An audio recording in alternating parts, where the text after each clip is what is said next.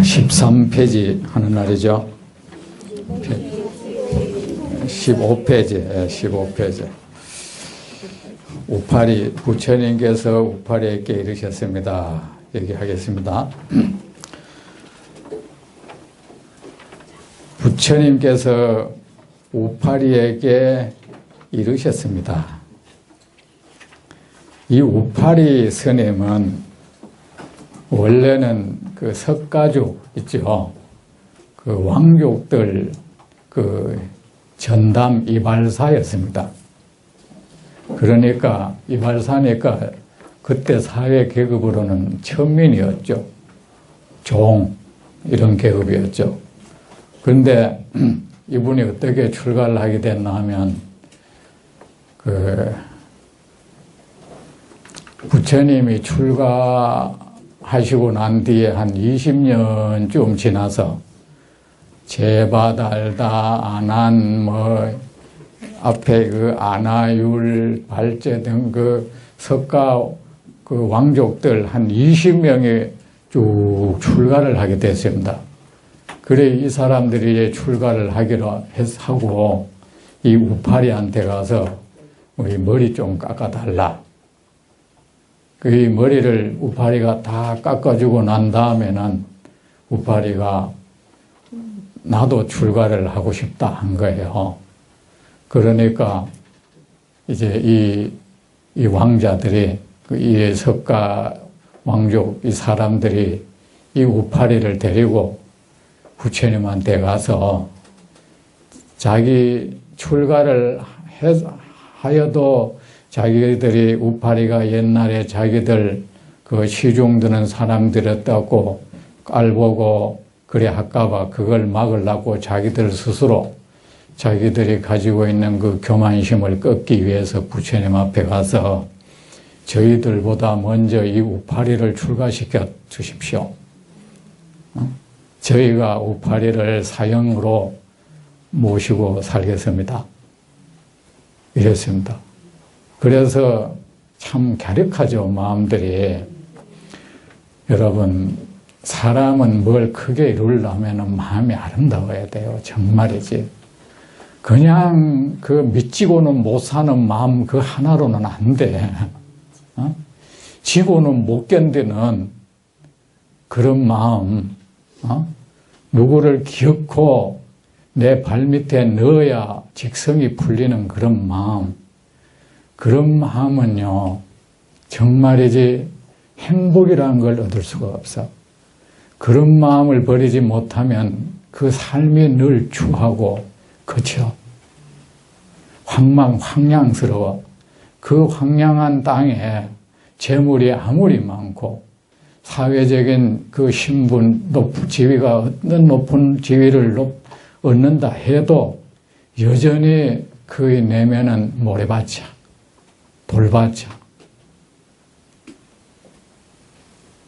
그 속에는 늘 근심, 걱정, 두려움, 불만, 배고픔이 가시지를 않을 겁니다.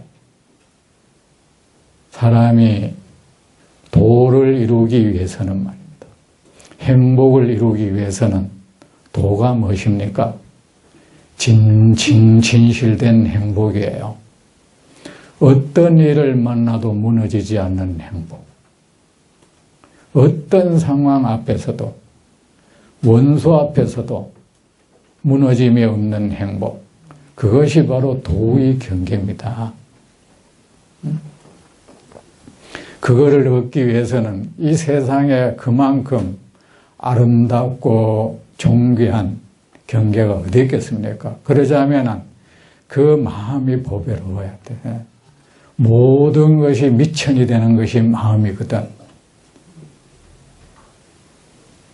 마음은 뿌리거든요.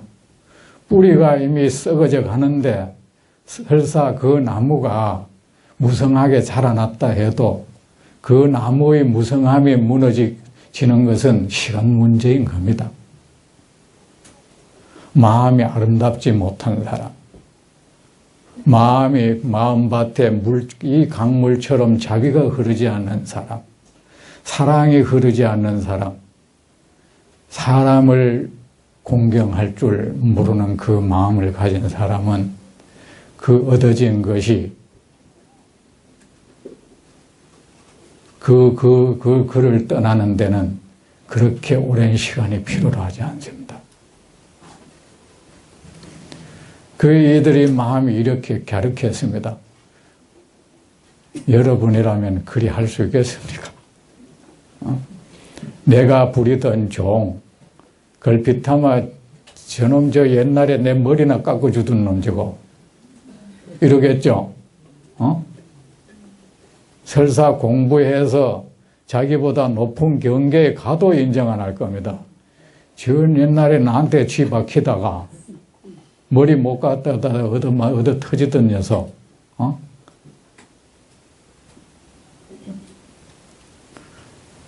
그래, 이들의 이 갸륵한 마음이 바로 아랑과 더할 나위 없는 그 높은 그 도가를 얻게 되는 뿌리인 겁니다, 사실은. 그러니까 이 우파리가 아닙니다.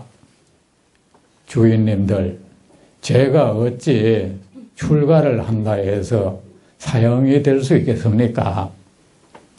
그러니까 이들이 아니다.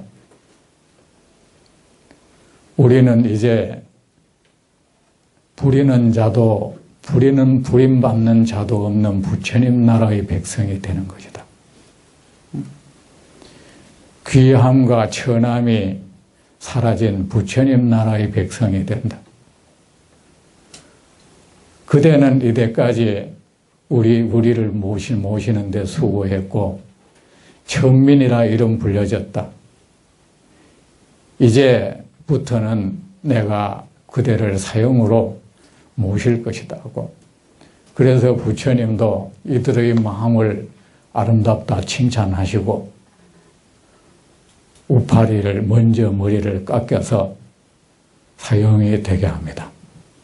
그리고 그 뒤로도 아난을 비롯한 그 수많은 그 석가족의 출신의 그 비구들도 이 우파리를 늘 공경하고 존대했습니다. 어느 일순간도 옛날의 신분을 들먹인 일이 없었다고 합니다. 부처님께서 우파리에게, 근데 이 우파리는 부처님 계율 지키는 데 있어서 으뜸이었다 하는 겁니다. 계율을 가장 잘 지켰다고 합니다. 부처님께서 우파리에게 이르셨습니다. 그대가 유마일에게 문병을 가게나. 우파리가 부처님께 말씀을 드렸습니다. 세존이시여, 저는 그에게 문병을 갈 수 없습니다.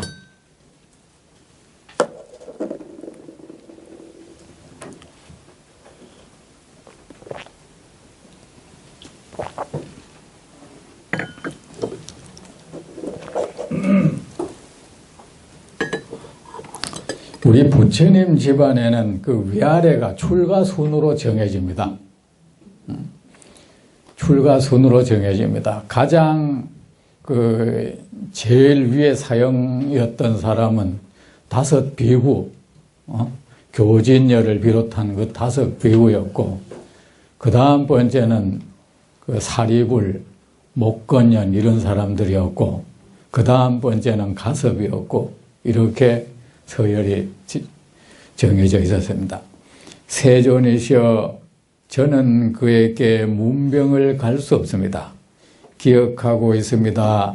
옛날에 계율을 어긴 2 비구가 부끄러움 때문에 부처님께 감히 여쭙지 못하고 저에게 와서 물었습니다. 우파리님, 저희가 계율을 어겼는데 너무나 부끄러워 부처님께 감히 여쭙지 못하겠습니다. 바라건대 의심과 후회를 풀고 허물에서 벗어나게 해 주십시오. 이게 무슨 얘기냐 하면은, 부처님 때는 지금도 우리가 안거, 해제, 결제 있잖아요. 이 유래가 부처님 때 인도에 있는 또 건기, 우기가 있잖아요. 그죠? 비가 오는 시기, 아니면은 비가 안 오는 시기. 근데 원래 부처님 제자들은 밥을 빌어다 먹었죠. 음식을 가서 얻어 먹었죠. 그런데 우기 때는 스님들이 돌아다닌다는 게 이 문제가 있는 겁니다. 비 맞고 다니는 모습이 썩 좋지도 않고, 저는 맨 처음에 이 중대했을 때 비 맞고 내가 걸어가면 굉장히 멋있는 줄 알았어요. 그 비만 오면은 그 우산 안 받고 돌아다니겠어요. 그러면 꼭 그 순간에 내가 무슨 영화 속의 주인공 같은 그 느낌도 받고, 그 영화 소설 그런 거 흉내낸 것 같아. 그거 지내다니다가 어떤 분이 우산 이래 받아들이면 괜찮습니다.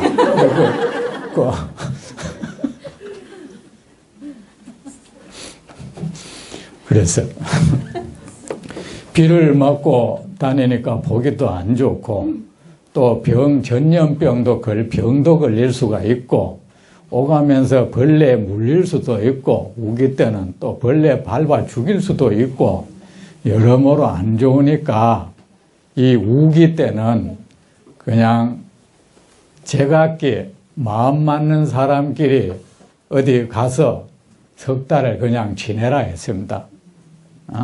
그때는 친척 집에 가 있어도 되고, 인연 깊은 신도 집에 가 있어도 되고, 그도 저도 아니면 자기들끼리 조그만 토굴 운막 같은 거 지가 거기 있어도 되고, 그렇습니다.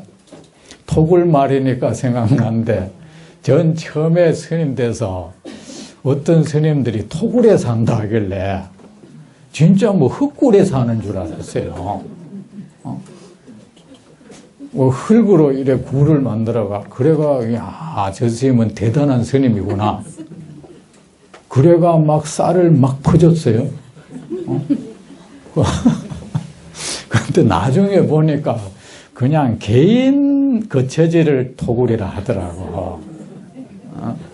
그걸 안 지는 그렇게 오래 안 됐어. 저는 이 세상에 눈은 좀 늦게 뜨는 것 같아요. 저는 그 여자 몸에는 때가 안 생기는 줄 알았어요. 늘 깨끗해 보이니까. 그래서 여자가 목욕을 안 하면 때가 생긴다는 거 한 40살 때쯤 알았어요.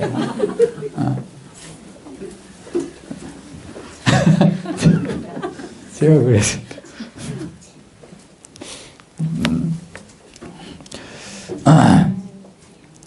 그래 했는데 그때는 이제 이 우파리도 그래 되면 어떻게 됩니까? 스님들은 건기에는 다니면서 음식을 얻어 드시는데 그만 안거가 되면 얻으러 못 간단 말이에요. 어떻게 되나? 그래 안거 때는 신도들한테 그 단월 신도님들이 그 음식 같은 걸 갖다 주라 했습니다. 그게 요새 선방에 내려오는 그 대중공양인 거야. 그 풍습이. 그래 요새는 먹을 걸 많으니까 이제 돈 갖다 주는 거예요. 그죠?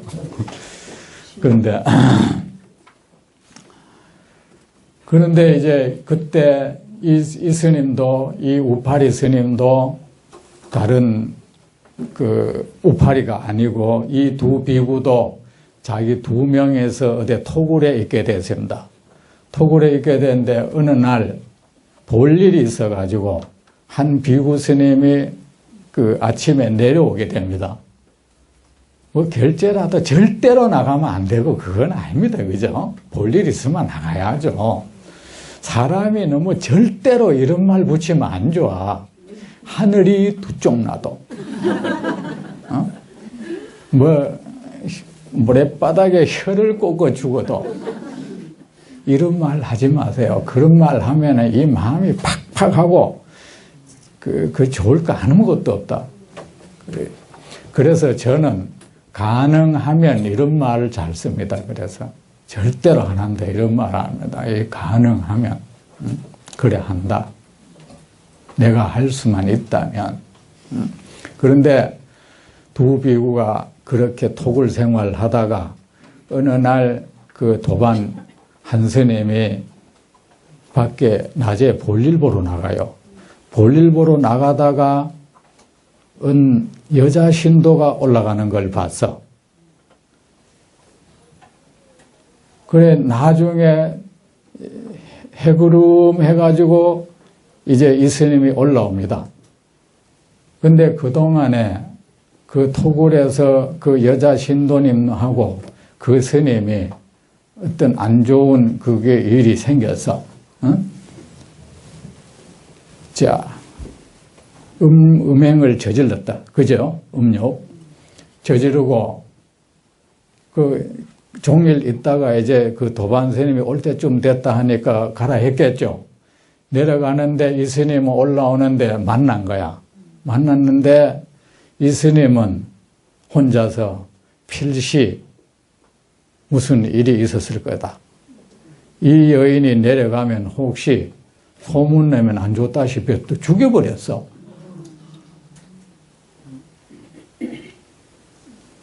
만약에 요새 이런 사건 났으면 이거 어떻게 되겠노, 이거? 그러면 한 사람은 죽이는 살인죄를 범했고, 한 사람은 음행죄를 범했다, 사음을. 둘 다 이게 바라이 죄를 범한 거야. 바라이라는 것은 사형이라는 뜻이에요. 교단에서 쫓겨나가는 거야, 이거. 응? 그래, 그렇게, 이렇게 와보니까, 둘이 얘기를 하니까 정말인 거야. 그래, 일을 저지르고 나니까 이제 무서울 거 아닙니까? 무섭고, 불안하고, 후회도 되고, 이거 앞으로 어떻게 될까? 막 이런 생각도 들고, 또 부처님은 천안에 있는데 다 봤을 것 같고, 또, 어쨌든 그 비구들은 마음이 선량한 사람일수록 그 가책은 더욱 심할 거 아닙니까? 그리고 자기들 스스로도 내가 과연 이러고도 도를 이룰 수 있을까? 내 이런 댐댐이 가지고 이런 짓을 저질러도 우리는 도를 이룰 수 있을까? 이 과부가 어떨까? 두렵고, 그리고 무섭고, 불안하고, 후회도 되고, 근데 이거를 부처님한테 말씀드리자니 또 무서운 거예요, 이거. 우리 그렇잖아요. 아버지한테 말씀드리려 하니까 큰형님한테 얘기하려고 힘드는 거야.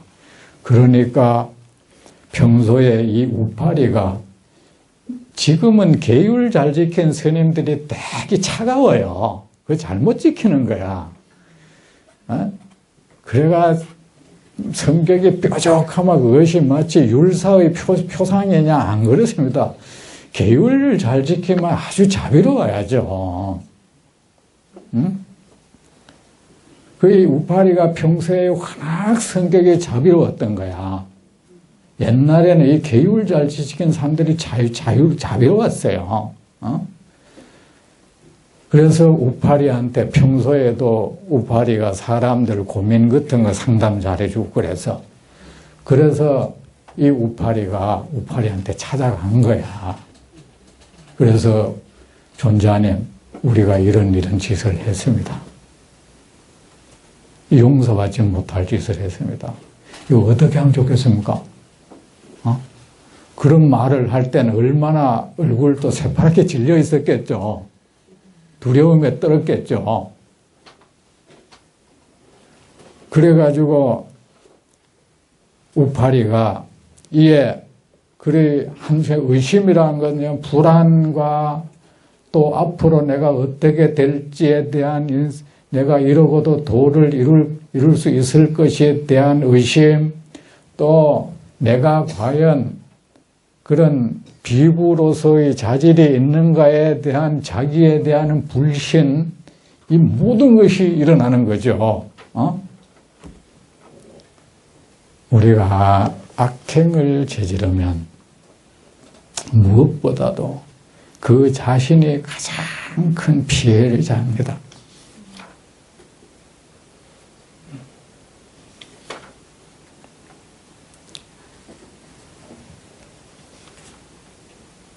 그래 벗어나 그러니까 저 못 견디겠습니다.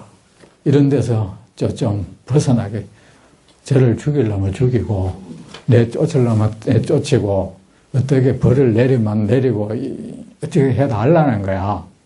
하니까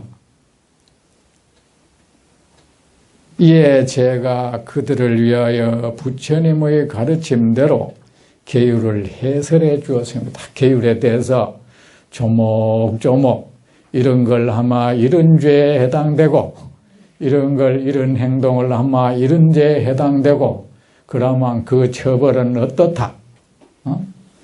계율의 경중에 따라서 거기에 해당하는 그 처벌의 경중도 달라요. 어떤 것은 교단에서 추방당하고 어떤 것은 대중 앞에서 참여함으로써 끝나고 또 어떤 것은 또 가장 가벼운 거는 자기 혼자 뉘우치는 것으로 끝나는 것도 있어요. 자기 혼자서. 근데 이에 제가 그들을 위하여 부처님의 말씀대로 계율을 쫙 해설해 주면 용서받지 못하는 거지 뭐. 법조문 해설해 주는 거죠. 그죠? 그때였습니다.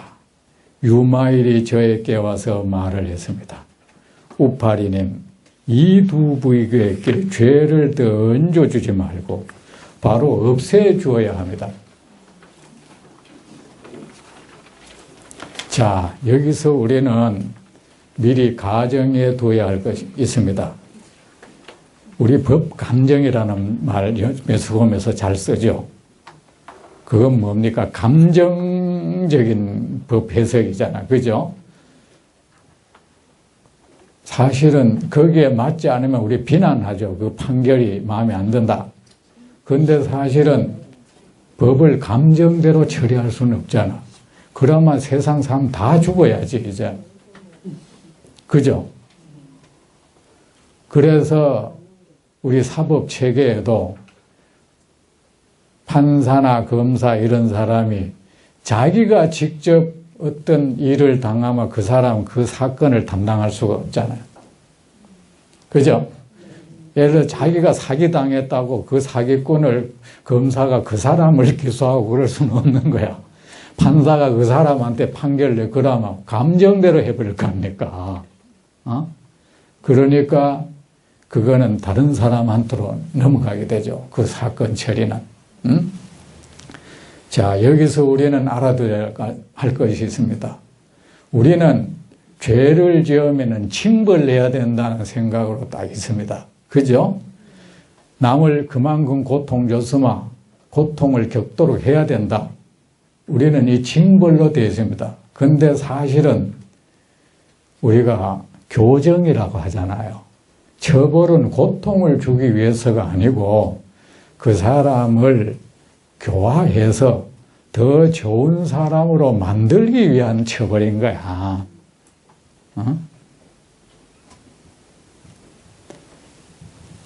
교도소라는 것은 가르쳐서 인도한다는 소리잖아요. 그죠? 아마 거기 가서 잘 가르쳐 가지고 자기 죄를 씻고 더 나은 사람이 돼서 남에게 고통을 준 이상으로 기쁨을 줄 수 있는 사람으로 변화시키는 곳인 거야. 그게 그런 건데 우리 보통 사람은 그냥 분풀이하는 식으로 하려고 그러잖아. 그죠? 자, 그렇다면 우리가 근데 세상 분풀이적으로 해결되는 일은 아무것도 없단 말이야. 저거 죽여도 시원찮다. 죽인다고 분풀이 될까요? 안 될 겁니다. 죄인은 죄를 지으면은 그 사람이 빨리 그 죄의 그물, 죄망에서 벗어나게 해줘야 돼. 우리는 계속 그 사람이 괴로움 속에 살기를 원합니다. 분풀이 때문에. 하지만 그래서 그 사람이 괴로움 속에 산다고 내게 무슨 이익이 되고 이 세상에 무슨 이익이 되나 이겁니다. 빨리 그 사람의 내면에 있는 죄를 일으킬 만한 그 요인을 없애 주어가지고 성인으로 만들어줘야지. 응? 어떤 사람을 죽였다면 사람이 죽어가는 사람 살리는 그런 삶을 살도록 바꿔줘야죠. 그것이 정말 죄를 씻는 겁니다. 그 사람이 그 죄를 지어서 죽었다고 그 죄를 씻어지는 건 아니야. 내가 잘못된 행을 해서 어떤 사람을 괴롭게 했다면은 잘못했다. 아, 괴로워하고 혼자 방에 들어앉아가 소주 마시면서 괴로워하고 나 밥 먹을 자격 없어 밥 안 먹는다고 참회가 되는 건 아니잖아요. 그러지 말고 빨리 거기에서 벗어나서 그 사람에게 이런 행복 찾아줘야 돼. 그것이 죄를 씻는 것이죠. 자, 죄를 없애줘라는 거야. 죄에서 벗어나게 해줘라. 우리가 그런 말을 하죠. 스포츠 중계를 할 때, 야구할 때 어떤 사람이 잘못해가지고 에러를 범했다. 공을 놓쳐버렸다. 해설자가 이런 말을 하는 걸 들었습니다. 문제는 저 선수가 계속 에러를 저지른 적을 계속 생각하면 문제라는 거야. 또 계속 잘못을 저지를 거다. 그들의 마음을 어지럽히지 말고 안정시켜 주어야 합니다. 우리는 여기서 어떤 사람이 잘못한 사람을 나한테 다가왔을 때 어떻게 해줘야 하는가에 대한 이 답이 여기 있습니다. 그 최상의, 내가 할 수 있는 최상의 도움은 무엇일까? 없애주어야 합니다. 그들의 마음을 어지럽히지 말고 안정시켜야 합니다. 일단 안정을 시켜줘라. 이 사람들의 불안을 가라앉혀줘라. 후회를 가라앉혀주고 그 두려움을 가라앉혀줘라. 까닭이 무엇입니까? 그들이 지은 죄의 본성은 안에도 밖에도 있지 않으며 중간에도 없습니다. 이 몸 밖에 있는 것도 아니고 몸 안에 있는 것도 아니고 또 몸 안과 밥 중간에 그 몸 죄라는 게 들어앉아 있는 것도 아니다. 죄라는 것 아무런 실체가 없는 것이다. 죄를 일으킨 그 몸, 마음 역시 아무런 실체가 없는 환영 같은 것이다. 이는 부처님께서 말씀하신 바와 같습니다. 마음이 더러우면 중생이 더럽고 마음이 깨끗하면 중생이 깨끗합니다. 마음이 더러우면 중생이 더럽고 마음이 더러우면 더러운 행위를 합니다. 더러운 업을 짓습니다. 그 더러운 업을 우리는 죄업이라고 합니다. 마음이 깨끗하면 말입니다. 깨끗한 업을 짓습니다. 깨끗한 행위를 합니다. 그 깨끗한 행위를 우리는 선업이라고 하죠.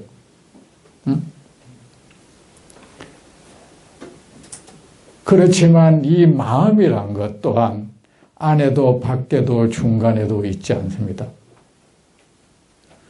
이 몸 밖에 있는 것도 아니고 이 안도 밖도 아닌 그 중간에 어중간한 데가 있는 것도 아니고 또 안에 어딘가에 숨어 있는 것도 아니다. 마음이 그러하듯 죄도 그러하고 모든 존재도 그러합니다.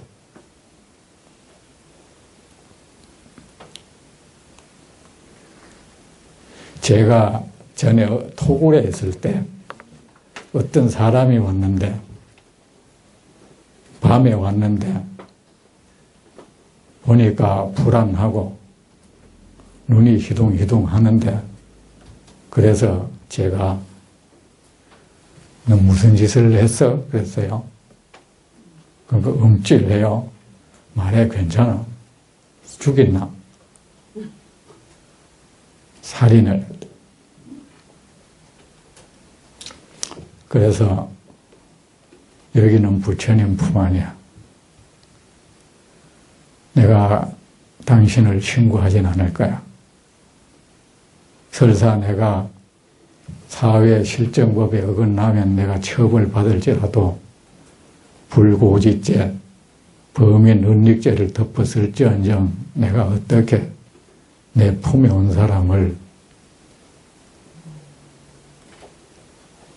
신고해서 잡아가게 하겠나? 그런 불안은 하지 마라. 그리고 내가 그런데 이 세상에는 완벽하게 도망다닌다는 건 없지 않나. 그대는 지금도 감옥살이를 하고 있다. 늘 불안해하고 이게 감옥살이 아니냐. 그런데 이 감옥살이 기간을 이렇게 계속 연장시킬 필요가 있느냐. 그 다음날 아침 잘 먹고 갔죠. 마음 놓고 가라. 근데 생각 좀 잘해봐라. 나중에 뭐 이래 자수했다.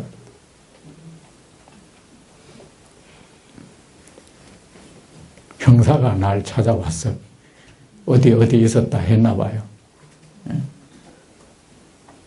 그 쌤이 그 다음부터는 그러면 안 됩니다. 나는 또 그래 해야 돼. 나는 당신들은 법으로 날 처벌하면 되고 나는 중으로서 해야 될 바는 해야 돼.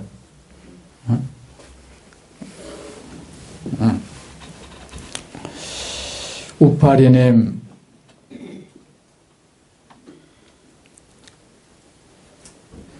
여러분은 어떤 사람이 잘못을 저질렀을 때 그 잘못에 눈이 가버리죠. 잘못을 저지른다는 것은 의식체계, 마음이 고장난 현상이죠. 그 고장난 마음 한번 들여다봤습니까? 참 불쌍하죠. 큰 죄를 짓는 사람은 그 고장이 크게 나버리는 것이죠. 자동차가 가다가 고장이 크게 나면 큰 사고를 내버리죠. 그냥 발통, 그 발통 빵구만 나면 지 혼자 주저앉고 마는데, 브레이크가 고장 나버리면 이제, 큰 사고를 내버리죠. 그렇듯이 사람도 그렇습니다. 작은 잘못을 저지른다는 것은 작은 고장이 난 것이고, 사소한 고장이 나면 사소한 잘못 저지를 것이고, 크게 고장 나버리면 큰 죄를 저지를 것입니다.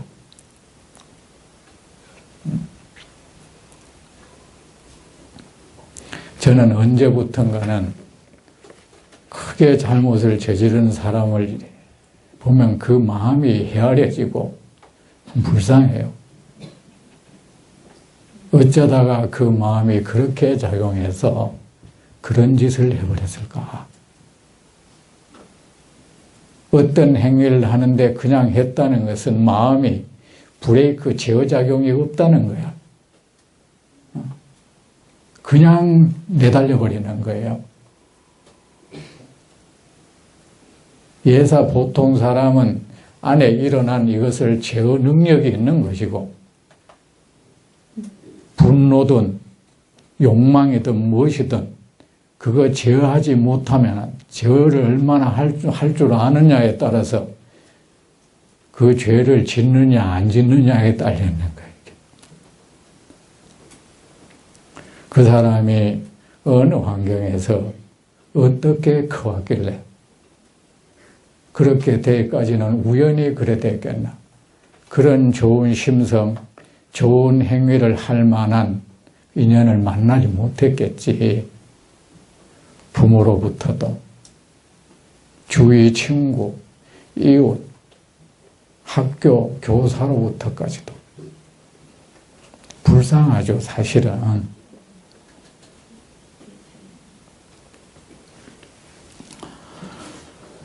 우파리님, 마음이 모든 속박에서 벗어날 수 있을 때 또 어려움이 있겠습니까? 마음이 모든 속박에서 벗어나 버렸을 때, 모든 경계에서, 모든 번뇌에서 벗어났을 때 우리는 해탈이라 한다, 이것을. 벗어났을 때 더러움이 있겠습니까? 벗어났을 때는 더러움이 없죠. 우리가 죄를 짓는다는 것은 어찌 보면은 그 경계에 그 마음이 압도당한 현상이에요. 꽉 그 사실은 내가 하는 게 아니고 그 경계에 내가 휘둘려 버린 사람이야. 금고에 있는 돈을 훔친 사람은 그 돈에 그 마음이 뺏겨버린 사람이야. 사실은 굉장히 나약한 사람인 거예요.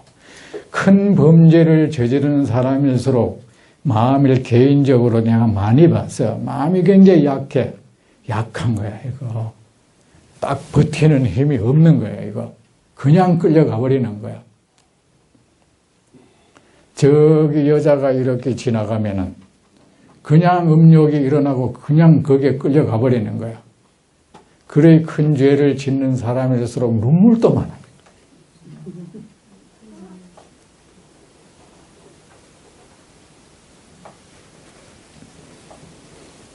제가 옛날에 교도소 그 법회를 좀 다녔는데 그런 걸 경험했습니다. 그 모든 중생의 마음에 더러움이 없음이 또한 그와 같습니다. 이들 큰 죄를 지었지만 이들의 마음에 아무런 더러움이 사실은 없습니다. 그 더러움이 낄래야 낄 수 있는 어떤 공간도 없습니다. 왜? 마음이란 것이 사실은 거짓된 것이거든요. 우파리님, 거짓된 생각이 더러운 것이니 거짓된 생각이 없으면 깨끗한 것입니다. 무엇이 거짓된 생각입니까? 거짓된 경계 따라 일어난 그 생각이 거짓된 생각인 거야. 우리의 모든 생각이 거짓돼요. 왜? 그 거짓된 경계로 인해서 그 사회에서 일어났거든요. 그를 향한 좋은 마음도 거짓 생각이고 좋은 생각도 거짓 생각이야. 거짓된 물건은 뭡니까? 반드시 없어져. 제 스스로 존재하지 못해. 우리 몸이 거짓되다는 증거가 뭡니까? 진실된 것은 제 스스로 존재합니다. 무슨 조건을 계속 줘야 그것이 존립한다는 게 이미 그것이 거짓되다는 증거입니다. 꿈은 잠을 필요로 하죠. 꿈은 제 스스로 존재할 수가 없는 거야. 잠을 필요로 하죠. 우리의 몸은 끝없이 자양분을 필요로 하죠. 자양분 공급을 멈춰버리면 죽어버립니다. 이 자체는 거짓된 거거든. 우리의 마음도 마찬가지예요. 경계 따라 그렇게 일어날 뿐인 거예요. 거기에 따라 우리 죄니 선행이니 하는 것도 또 그런 거야. 거짓된 것은 어떻습니까? 소멸되고 벗어나야 되는 것이고,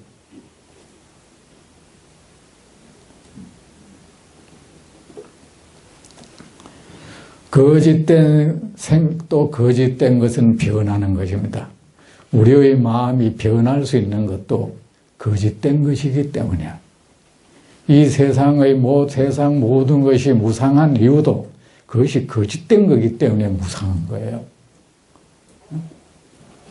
그래 선한 마음도 무상하고 악한 마음도 무상한 거예요. 그 마음 변하는 겁니다. 아무 실체가 없는 것이기 때문에 조건을 주는 대로 형성되는 겁니다. 마치 이 온도가 이래 되면 유리에 그 서리가 끼듯이 끼있다 없어졌다 끼있다 없어졌다 하듯이 우리 마음이 또한 그러한 것입니다.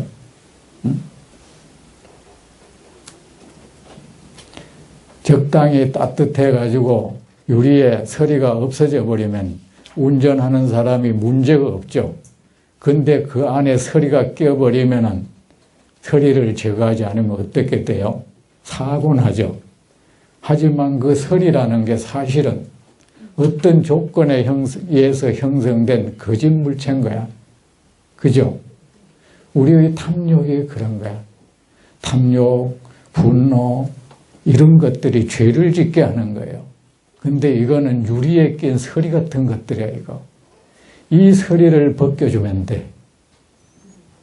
마음 유리에 서려져 있는 이 서리 말이야. 뭐 어디에 끼어버립니까? 안에 밖에 나타난 이 현상에 잘못된 생각이 더러운 것이니 잘못된 생각이 없으면 깨끗한 것입니다. 잘못된 생각은 뭡니까? 집착하는 생각, 탐욕, 분노, 이 모든 것이 잘못된 생각이죠.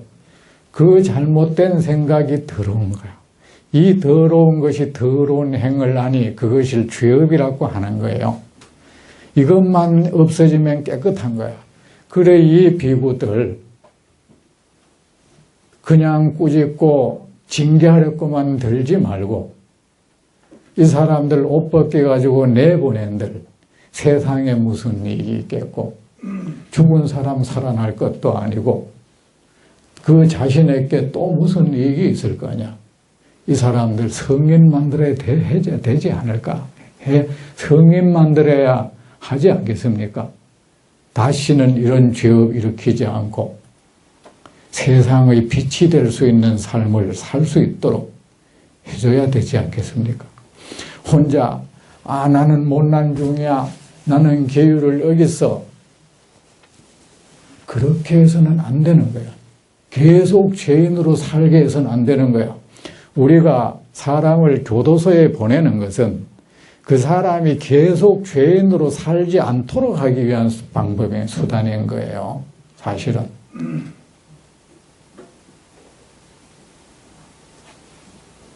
그 사람에게 사실은 죄를 씻어주는 기회인 거야. 새 사람 되라고. 국가가 하는 사실은 배려지요, 그것도. 나에 대한 집착이 더러운 것이니 그 사람이 잘못된 생각 그 하나 때문에 이 큰 죄업을 일으켰고 그 잘못된 생각 하나가 없어지면 그의 마음은 깨끗해질 것이고 깨끗한 행위를 하게 될 것입니다. 나에 대한 집착이 더러운 것이니 나를 집착하지 않으면 깨끗한 것입니다. 나에 대한 집착은 뭡니까? 결국은 나의 욕망에 대한 집착이야. 이게 나의 생각, 내 소유물에 대한 집착, 내 몸, 나의 쾌락에 대한 집착, 이 집착이 더러운 행위를 하게 만드는 거야. 죄를 짓게 만드는 거야. 나를 집착하지 않으면 깨끗한 것입니다. 우파리님, 모든 존재가 환영이나 번개불같이 생겨나고 없어져 머물러 있지 않습니다. 모든 존재가 한 찰나도 머물러 있지 않습니다. 모든 존재가 꿈과 같고 모든 존재가 한 찰나도 머물러 있지 않죠. 어제 말은 찰나라는 말 했죠. 몇 분의 1초 이러면 안 됩니다. 우리가 측정할 수 없는 그 짧은 시간에도 이 존재는 변하고 계속 변모해 가는 거야. 모든 존재가 한 찰나도 머물러 있지 않습니다. 모든 존재가 꿈과 같고 물속의 달이나 거울 속의 형상과 같으니 거짓된 생각 때문에 생긴 것입니다. 모든 존재가 거짓된 생각 때문에 일어난 것이 경계 따라 생기고 없어지는 그 생각. 여기서 말하는 존재는 이 마음속에 들어앉은 존재. 우리 실제의 삶은 내 의식 속에 들어온 그가 사실은 나한테 작용하고 있어. 그죠? 맞죠? 무엇을 봤다 하지만은 사실은 내가 미워하고 싫어하는 것은 내 의식에 꽉 박혀 있는 것, 인상된 것. 그죠? 그거하고 우리는 대화하죠. 그거하고 신랑이 하죠.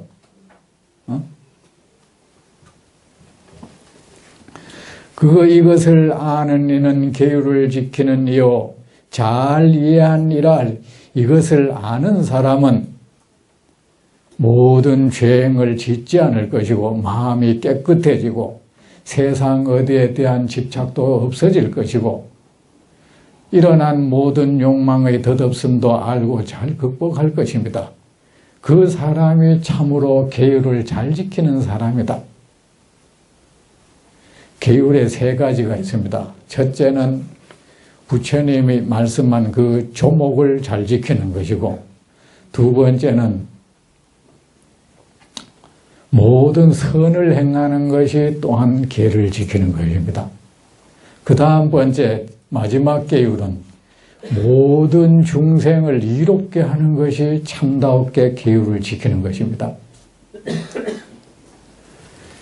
이것을 아는 이는 계율을 지키는 이요 잘 이해하니라 할 수 있습니다.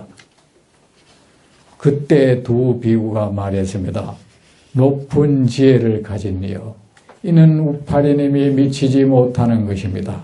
우파리님이 계율을 잘 지키는 분이긴 하나 이런 말을 할 수 있는 분은 아닙니다.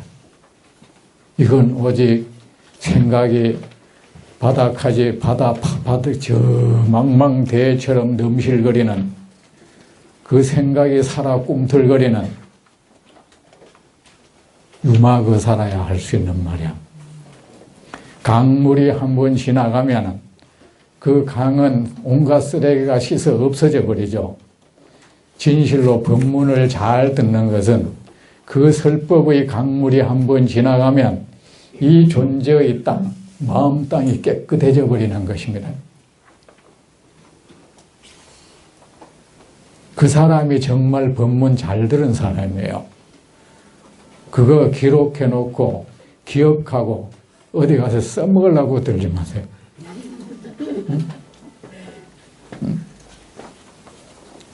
내 마음이 깨끗해지고 부처님의 그 법의 강물이 이 존재를 그렇게 싹 흘러가 버리도록 구태여 붙잡으려고 할 것 없습니다. 그러면 내 마음 하늘이 청명해지면은 세상은 제대로 잘 보일 것이고 그런 부처님 말씀을 구태여 빌리지 않아도 그가 하는 말이 부처님 말씀하고 다 일치가 됩니다. 아셨죠?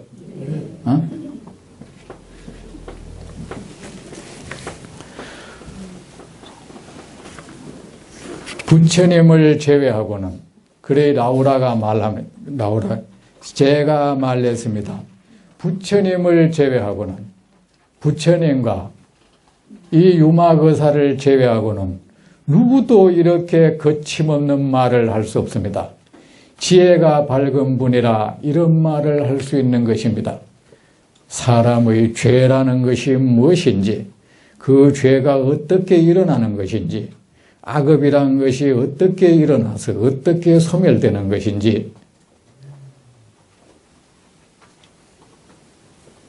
그 마음의 실체가 어떤 것인지, 존재의 일어남은 어떤 것이고 소멸이라는 것은 어떤 것인지 거기에 대해서 명확히 아는 분이라야 이런 말을 할 수 있고 이런 분이라야 정말 사람을 참여시킬 수가 있어요.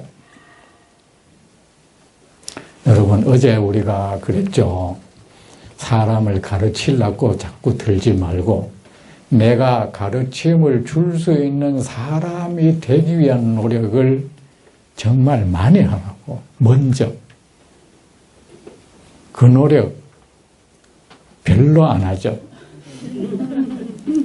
응? 늘 내가 사람을 가르칠 만한 마음, 내 마음이 사람을 가르칠 만한 마음인가? 내 지혜가 이것도 이런 거 아닙니까? 사람을 어떤 사람이 잘못을 저질렀을 때 우리가 주는 것이라고는 그저 꾸지럼조가 꾸짖고 해서 그 사람이 끙끙 앓도록 만드는 겁니다, 이제. 그 죄의 그물에 꾹 눌려가지고 그렇게 괴로움을 받고 살면은 그걸로 시원해하면 안 되는 거 아닙니까? 여기에도 자비가 필요한 겁니다. 사람을 교화할 수 있는 사람은 이 자비로워야 돼. 마음속에 그 사람을 용서할 수 있는 마음이 있어야 돼.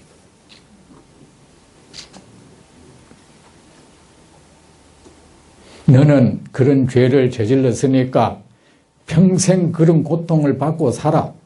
이것은 분풀이밖에 안 되잖아. 응?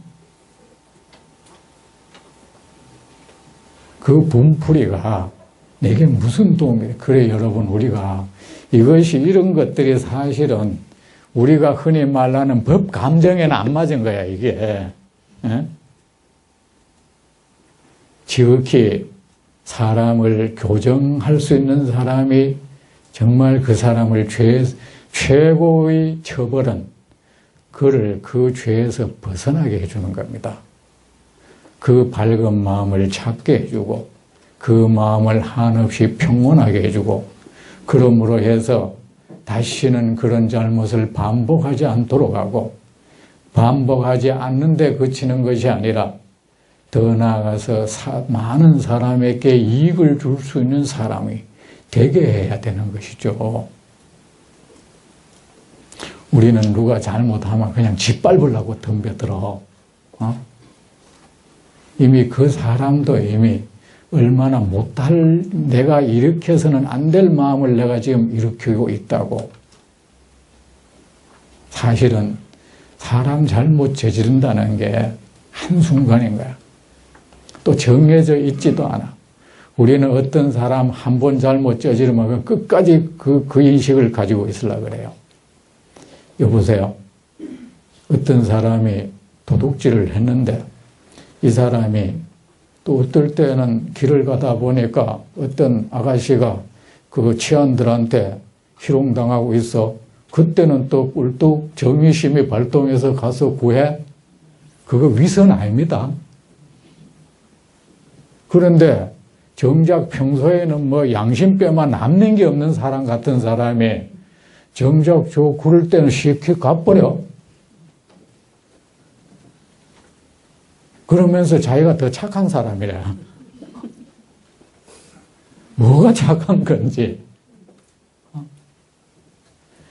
큰 잘못을 저지를 수 있는 사람은 큰 선행도 할 수 있습니다.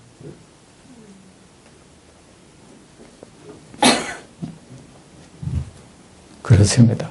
그 사람이 그 마음을 한번 바꾸면 말입니다. 아까 제가 잠깐 제 젊을 때 얘기를 했는데 그 방황과 한시적인 타락이 전 지금도 잘못됐다는 생각 안 해요. 그건 소중한 내 경험이었어. 그리고 그로 인해서 얻어진 정말 큰 이익이 내게 있어요. 제게는 저 사람은 안 돼 할 대상이 없습니다. 이게 나한테 생겼어. 그러다 보니 제가 농땡이 학생들 참 잘 다스립니다. 어떤 사람이 어떤 잘못 저질러도 그것이 그렇게 대단해 보이지가 않고 그 사람 안아줄 수 있는 가슴이 있어. 그래서 그런 사람 내가 많이 고쳤습니다. 어쩐지 내한테 오면 편안하대. 내 한 번도 꾸중하지 않았습니다. 그래 우리는 사람을 교화할 수 있는 가슴을 가져야 돼. 사람을 불쌍히 보고 저 한순간 잘못은 저렇게 마음이 고장을 일으킨 것이다. 생각해 보세요. 하나의 헛개비가 또 하나의 헛개비를 향해서 또 어떤 실체도 없는 어떤 욕망이나 이런 것들이 막 일어나 버렸어. 거기에 막 휘둘려 버렸어. 어떤 짓을 막 해버렸어.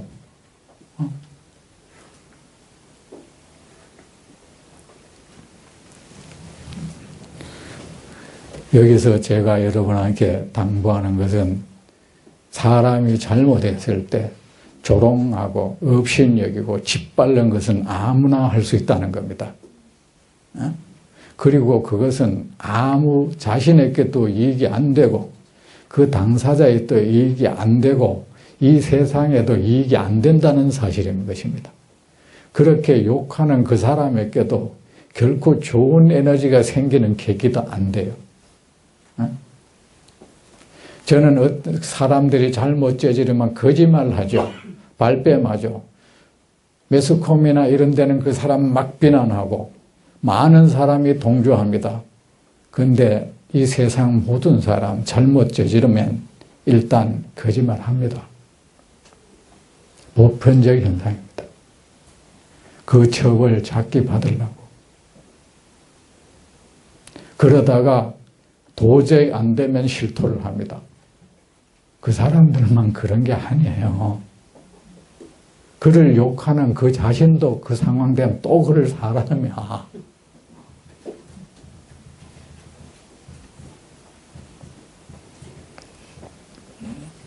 그렇게 막 비난하기 전에 저 사람도 나와 같은 이런 사람일 텐데 저도 사실은 살아가면서 이 살인 충동이 일어난 적이 있어요.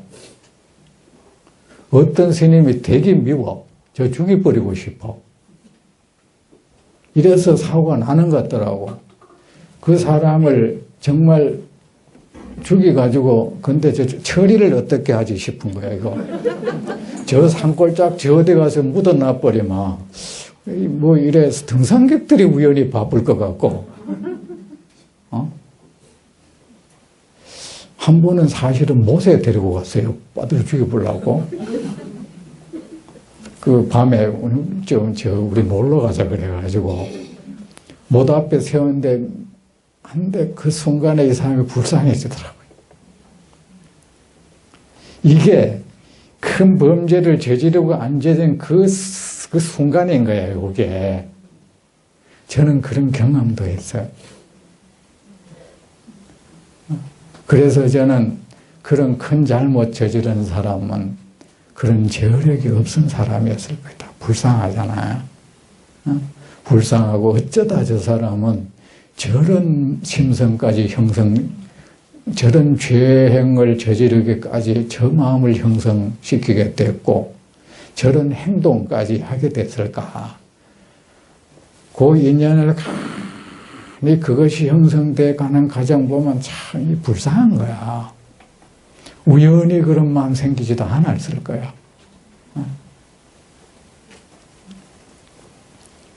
그래, 물론 처벌은 처벌대로 하지만은 저는 이 비난은 안 해요. 이 처벌받고 다시 새로운 사람 돼서 거짓말을 하면 그래. 거짓말 하는 거 이해한다. 불안하지.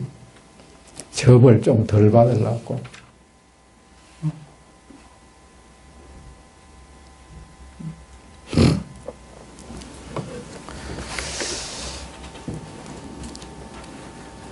부처님을 제외하고 누구도 이렇게 거침없는 말을 할 수 없습니다. 지혜가 밝은 분이라 그 이런 말을 할 수 있는 것입니다. 이 사람은 이 사람의 마음에 있는 죄를 일으킬 수 있는 그 어떤 소지도 싹 없애버렸어요. 그 마음 아프게 한 번 아프게 하지 않고 그런 데에서 중요한 것이 있습니다. 이들은 이미 잘못을 알고 뉘우치고 있잖아. 어떤 사람이든 자기 잘못을 알고 뉘우치고 있는 사람을 향해서 다시 어떤 칼질, 비난의 화살을 쏘아대서는 안 됩니다. 그때부터 그 사람은 새 사람이 되고 싶은 이 마음이 간절한 거야. 그럴 때는 그 사람이 새로운 세포, 마음세포가 돋아날 수 있도록 도와줘야 돼. 이미 참여하는 사람에게 그럴 때 사람들이 잘못 불어 하면은 또 참여하는 사람이 그런 이제 참여할 짓을 또 왜 했어? 또 이래. 그죠? 잘못했다 하면 용서해 준다 해놓고는 또 잘못했다 그러면은, 그 잘못인 줄 알면서 그 짓 해? 또 이래요. 이미 잘못인 줄 알고 있잖아. 아이들이 말이야, 어떤 얘기를 하면은, 자기 뭐 좀 아이들 마음으로 납득할 수 없는 거 얘기하면 어른들이 뭔지 알아요.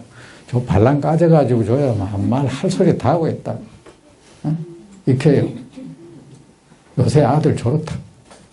그래 놓고는 말 안 하면은 또, 말을 해. 할 말이 있으면. 뭐 어쩌라는 거야. 지혜가 밝은 분이라. 그러니까 여러분, 이 지혜를 기르기 위해서 노력하십시오. 여러분이 참 이 세상 하면은, 이 세상은 우리의 이 말초신경을 자극하는 경계들이 많이 있습니다. 이 오용락이 우리를 유혹합니다. 별로 이익되지 않는 일들이 끊임없이 우리의 팔을 잡아당깁니다. 각종 모임, 각종 동창회니 온갖, 사실은 별로 이익되는 것도 없어. 그러면 그 사람들 알아놔야 세상살이에 편하다. 알아놔봐야 그 어려움에 처했을 때 아무도 안 도와줘. 그 사람들 내 형편 좋을 때 같이 히덕거리고 있을 뿐인 거야. 맞죠? 그러다가 내 어려움이 생기면 아마 그만 저끼리 모여가 나를 화제 삼아요. 또 맞습니까? 안 맞습니까? 그러지 말고 이런 데 와서 나도 이 참다운 행복을 얻을 수 있는 길을 찾고 이 세상에 내가 빛이 될 수 있는 이 길을 여기서 찾고 저 도둑, 아무도 용서할 수 없는 나쁜 짓 한 사람을 성인으로 탈발굴 시켜줄 수 있는 그런 지혜도 이런 데서 배우고 참으로 이 세상을 아름답게 장엄할 수 있는 사람이 되기 위한 힘을 기르는 장이잖아, 여기가. 그죠? 그래, 앞으로도 여러분, 이런 일에 유익한 이런 데 자꾸 찾아다니면서 공부를 하라고. 아셨죠? 이제 다음 10분 쉬다가, 요 끝까지 하자. 그때 두 비구는 의심과 후회가 즉시 없어져 완전한 깨달음을 향하여 마음을 이렇게 완전 여기서 이제 보살심을 이렇게 배워서 그 괴로움, 불안, 후회, 그러면 여러분 후회 안 하는 게 또 못마땅해지지 이거. 그런 마음을 고쳐야 돼요. 그래 다 없어져가 완전히 이 세세포가 싹 돋아났어. 그래 보살심을 일으켜버렸어요. 완전한 깨달음을 향하여 마음을 일으켰겠다는 것은 보살심을, 일체 중생을 내가 다 구제하리라. 이 세상 모든 중생에게 더할 나위 없는 행복을 선물하리라. 이 마음이 일어나 버렸어. 이러면 이거 뭐 된 거 아닙니까? 그리고 그들은 모든 중생이 유마일과 같은 말솜씨를 얻게 하겠다고 맹세하였습니다. 나뿐만 아니라 이 세상 모든 사람도 이 유마일과 같은 이런 지혜를 얻고 이런 그 말솜씨를 얻어서 수많은 사람들이 등불이 되어주기를. 이 순간에 한 사람의 죄인이 성인이 되는 순간인 거예요, 이게. 그러므로 저는 그에게 문병을 갈 수 없습니다. 10분 쉬다.